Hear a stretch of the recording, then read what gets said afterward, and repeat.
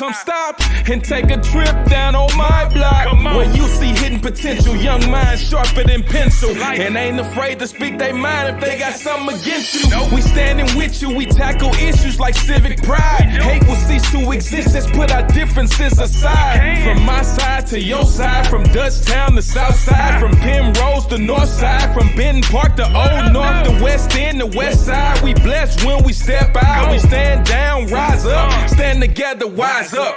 This is Stitchcast Studio, produced by St. Louis Story Stitchers in St. Louis, Missouri. Youth leaders discuss the role of police and the impact of police policies on black youth with our special guest, a former police officer, Mr. Luther Tyus. They say who that, but you already knew that. That be them story stitches, story stitches, story stitches, story stitches. So Malcolm Gladwell, he's like one of the greatest authors of all time, in my opinion. He was talking about how people become great and what they do to become great. And he brought up this thing called the 10,000 hour rule. And what he said was, if you were to break it down, like if you're a musician and you practice for 1,000 hours, well, those are the people that play at churches. He said if you practice for like 5,000 hours, he said those are the people who teach at universities. But if you somehow get into that 10,000, 9,000 hour mark, he said those are the people that you pay money to go see. Because what happens is your subconscious takes over from, like, you know, say you're dancing up there and you got some set moves, you'll begin to probably manipulate your moves and you'll just start doing things that are still on rhythm and still very skilled, but that you didn't practice. You know what I'm saying? Because you reached a certain level. So, but just that discipline that y'all have to just do it by yourself and go to different cities and that hunger, I mean, your passion, it showed. In the first round, I was like, he won. Everybody was good, but you had a mixture of energy and skill that I saw immediately. Wow. So, get off, man. Feel it. It's just like you gotta bring that out. Yeah. So it brings the best out of you. Yeah. You gotta include emotion, or it's gonna be just, as we say, slaw. Like you have to add emotion, you have to have energy, or else. You know what I'm saying? Yeah. You have to. It's just with all arts. You have to put your all into it. Yeah, I was gonna say it's like being forced to play the piano versus loving to play the piano. Right, you know what I'm saying? It's a difference. Yeah. It's just life. Yeah. Period. Just put your all into it. Definitely. Yeah, so I got a question for you, Luther, but it's like a personal question. Okay. So, like, did someone inspire you to be in the police force, law enforcement, or like, is that something you always wanted to do? My dad was a military police officer, and I mean, honestly, if you put me in any type of community position, I think I would do well. And at the time I was so young, I was like, you know what, I need insurance. If I get sick, I want to lay in the bed in the hospital, not on the floor. So, you know, it was like a sort of coming of age thing for me, sort of. And I applied and got in, and the rest was a wrap, you know? Yeah, I want to ask too, because you said any community position. Was there ever any time, you know, when you were out in the force or you were out on duty, you know, and you saw things that you wanted to change in the community, you know, or that you felt should be there for youth or, you know, anybody in the community? What are those times? And if so, can you kind of elaborate on them for us a little bit? Oh yeah, I saw it all the time, and that's initially why I left, because I was like, the way that things were going, we were going to see more black deaths. And I knew it and I saw it. I saw it in the training. I saw it in the culture. And we weren't doing remotely enough to change any of it. And what's sad is a lot of stuff still really hasn't changed. You know, a lot of things that we're trying to address aren't, you know, cameras. Let's take cameras for instance. Well, people still get shot on camera. The chokehold that happened to Eric Gardner, they knew they weren't supposed to do that, but they did it anyway. Right. So it's something much deeper, something that we weren't touching on that I saw. You know, I saw, you know, poverty cycles, generations of poverty and things not changing. I was working, you know, I was doing like community events, like, you know, handing out shoes and book bags, and I felt it wasn't enough at all, because I was like, these kids, you know, they're on their way to death. if we don't operate on a policy level, on a macro level or something, we're watching them literally year after year walk into their death. So, Yeah, and I think this next question, this is to everybody as a matter of fact. You go ahead and ask it too. All right, so do you believe that a positive outlet in neighborhoods can help kids get off the streets? Facts. For sure. well, yeah, okay. So what you call it's called inoculation. So let's take LeBron James, who didn't have a father. So somebody had to notice him and put something inside of him. And what he did is he internalized it. And he wouldn't let anything on his outside environment affect him and that's what's called being inoculated. And that's like the one thing that definitely works, that I know works, when you get into those neighborhoods and you can instill in them, love and all this Maslow's hierarchy of what we need to survive. Right. They can inoculate themselves. I mean, nobody's gonna do it by themselves, but this is something that they can, get out with, Yeah. What about y'all? Y'all can even talk about too, the youth council members, how Story Stitches, has even helped you in the community, you know what I'm saying? Or even other organizations that do, different things in the community, how those help you. I say Story Stitches was like one of the things that kind of like made me a better person. You know what I'm saying? Because just performing it in front of all these schools, all these places, and just seeing smiles on these people's faces, like during all these times, it's like I want to keep doing this. I don't want to be in jail. I don't want to be out here looking around, looking behind me all the time. Right. You know what I'm saying? I want to go around the whole world, not have to worry about going nowhere. Like I done had so many kids come up to me and tell me they want to dance now. You know what I'm saying? Or they want to do this now, or they. You know what I'm saying? Kids that's nervous. Like you remember at the end of the show, the kids would come up to us and start singing or rapping or dancing. After they saw that is a it. great feeling. You know what I'm saying? Because it's just like, I just took this kid off the street. You know what I'm saying? And now he got something to do. You know what I'm saying? Besides seeing people protest, seeing people dying, you know what I'm saying? He just worried about, he just want to dance, he just want to sing, you know what I'm saying? He just want to do something. You know what I mean? It's crazy. For me, being part of Story Stitches, because I don't live in the city, I live in the county. So when I started Story Stitches and stuff like that, I never realized, like I knew St. Louis was full of talented people, but when I was here, I was like, St. Louis is really full of talented people. Because like, for me, I don't dance or sing and stuff like that. I mostly write. Like, 2 weeks ago, I just like wrote my first short film. So now I'm just trying to find a director and stuff like that. So I like writing and stuff like that. Oh my goodness. That's so dope. Let's talk. That's so dope. Okay. And congratulations too. You got anything? I guess for like me personally, like when I travel, you know what I'm saying, like out of St. Louis to like different states, out of the region, out of the Midwest, like on the south side or the east or the west, just meeting different people and networking with different like kids, you know what I'm saying? Just be like, oh well, I want to do what you're doing, or when I grow up, I'm gonna be just like you know what I'm saying? Like that's just that feeling alone makes me feel good, cause like I'm doing something right, you know what I'm saying? I'm doing something positive, so it's like, well, since you see me today, you want to dance tomorrow. And that's, you know what I'm saying? We feel real good about that. Hey, what's up, everybody? It's time for another Stitchcast Studio Arts Interlude. That's right, we about to pick the city up. This week, we have a Story Stitches original entitled Saints of Louis. Dear Saints of Louis, what do you want St. Louis to be? A history rich in both prosperity and chaos. A city where both slaves and free blacks once lived together.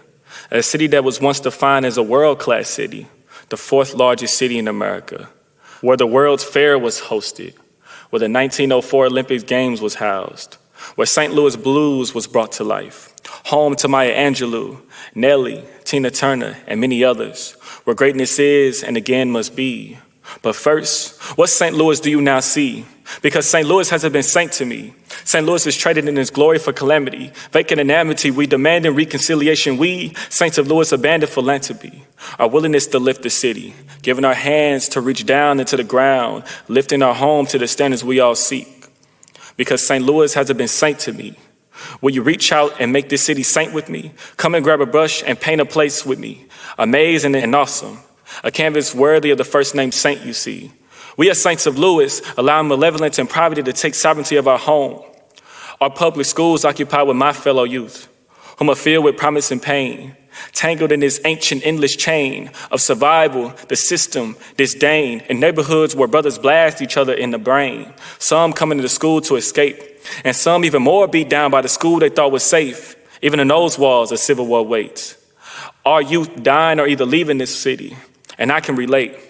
I am Ferguson, wounded and needing assistance. I'm Kinlock, bought out of existence. I am the Delmar Divide, still very much resistant, but I am change, coming in the distance, persistent in my aim to knock down the insistence of chaos and violence and suffering that leeches our city, of its proficient strive to thrive beyond where it is now.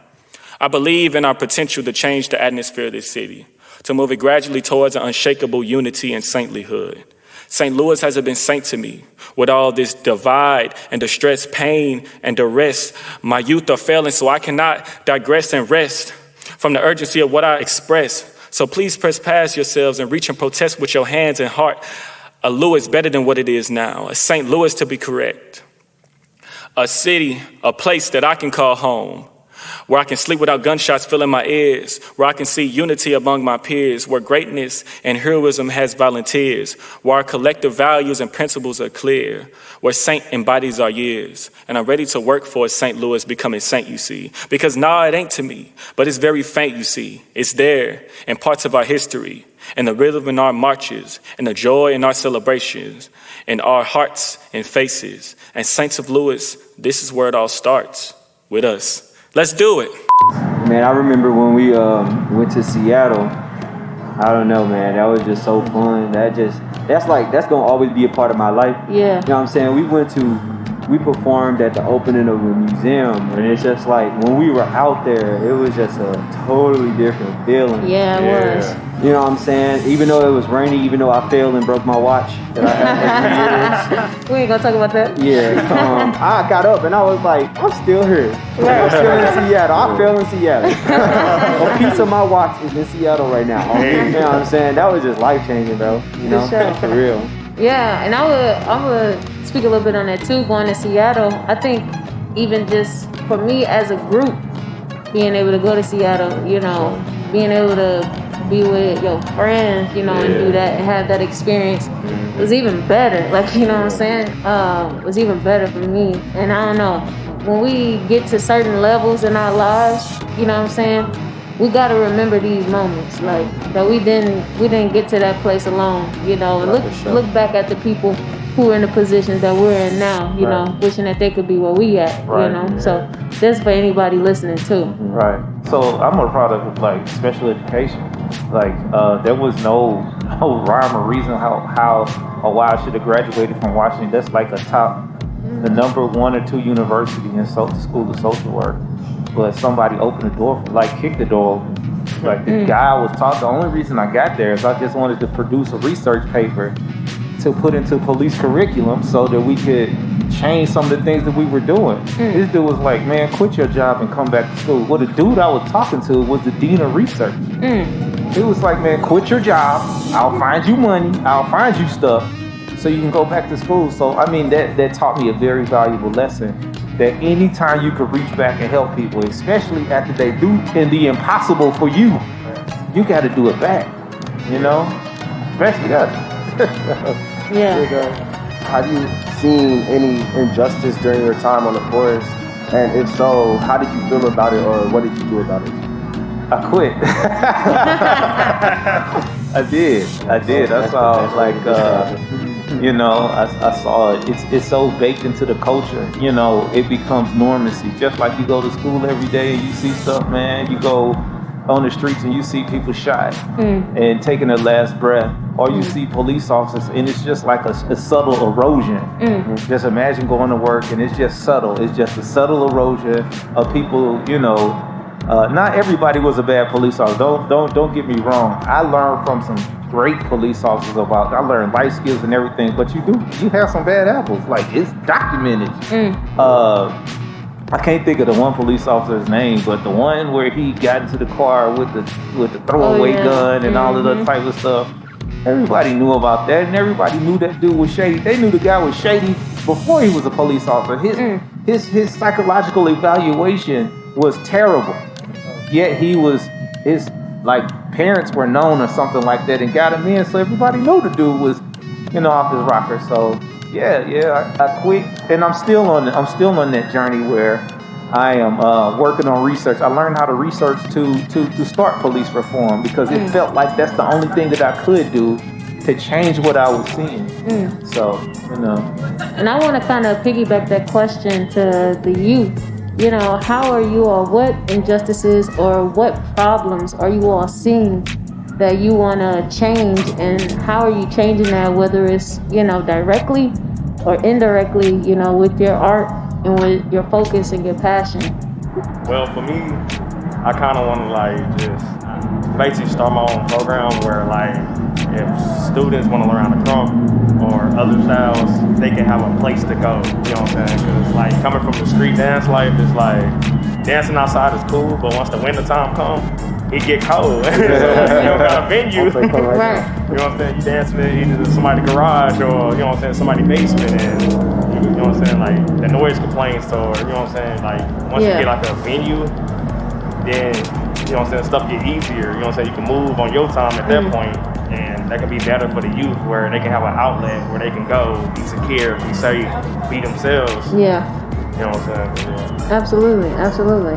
For me personally, I got a lot of big dreams and aspirations for my community that I won't probably say it right now because it's still just a dream right now, but just indirectly with my art, and my writing and my rapping, I try to always make sure that I'm doing one or two things. That I'm either educating or I'm uplifting in all my songs and all my poems. You know what I'm saying? That's something that I always want to do because no matter who it is, they always going to need to be educated, whether it's a person looking from the outside in or whether it's the person looking from the inside trying to see out. You see what I'm saying? Ooh. And then to uplift because, we see a lot of things, especially growing up, it's hard to see the positive sometimes. And even, as a young adult and a older, mature adult, it's hard to see positive things. So I try to definitely always uplift, whoever is listening to this song or whoever rewatched that video from 3 years ago, that they feel something. You know what I'm saying? That they are encouraged or that they are, feeling like they've been liberated in some way or educated in some way. You know what I'm saying? So that's kind of how I'm trying to knock down the barriers and resurface the change to my community. That's deep. For sure. Yeah, that's for sure. Anybody else? Just your passion and your dream. Don't ever give up on what you're doing. And I mean, you probably heard that before, but there are certain people during certain times in your life, they're meant to set you forward, take off 10 to 15 years of work that you would have had to do had you not ever met them. Mm-hmm. But you just have to keep on pushing until you meet them. And then, you know what I'm saying? It'll take I don't know if you ever heard of Confucius, right? Yeah. So this dude, he had all of these sayings. He never wrote anything down. All he wanted to do was be heard, right? Never wrote anything down. Never wrote a book. Never did none of that stuff, right? So, he died poor, right? But his students took all of his literature and made a book, which pretty much is I don't want to call it the Bible of China, but pretty much it moved a nation all the way up until now. The stuff that he was just saying, because he didn't write anything down. But you know what I'm saying? It just goes to show you that the things that you're working on is not in vain. You know what I'm saying? And don't you ever give up on it. If this is what you want to do, don't quit, because I'm telling you, it happened to me. There will be people in your life, maybe 4 or 5 years from now, that will open a door and it'll be like a wormhole straight to the success that you were looking for. You know? So definitely. Well, before we wrap up, does anybody have anything else to say? Any words of encouragement to the people that are going to hear this? Very great recording, or anything just to wrap it up? I would like to say, hype up. Hype your friends, hype your family members, hype anybody that want to create or want to be great. Yeah. They got an idea, hype them up, support. Support is needed, always. Get off the streets and get in your bag. Period. That's bad. That's bad. Dope. Well, everybody, thank you for coming out. Again, the dance battle was dope. Congratulations again for the second time. And everybody listening, thanks again for listening. I hope you enjoyed this wonderful conversation. And if you want to know more about Story Stitches, you can always go to storystitches.org. Until next time, folks. Thank you for listening. And last but not least, we want to give a very special shout out to the Stitchcast Studio sponsors. The City of St. Louis Youth at Risk Crime Prevention Grant of 2020, Stewart Family Foundation, Spirit of St. Louis Women's Fund, and Missouri Foundation for Health. To learn more, visit storystitchers.org. They say who that, but you already knew that. That be them story stitches. Story stitches, story stitches, story stitches, story stitches.